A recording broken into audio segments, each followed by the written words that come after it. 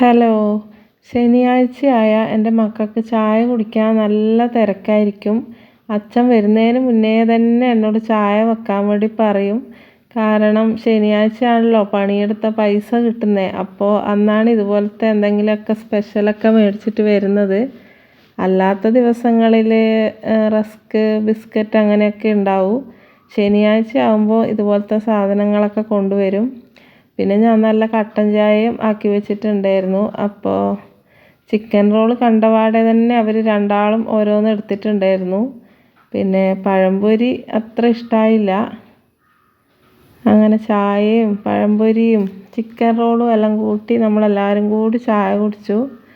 അപ്പോൾ നമ്മുടെ ഈ കുഞ്ഞു വീഡിയോ ഇഷ്ടമായിട്ടുണ്ടെങ്കിൽ എല്ലാവരും ലൈക്ക് ചെയ്ത് സബ്സ്ക്രൈബ് ചെയ്യണേ.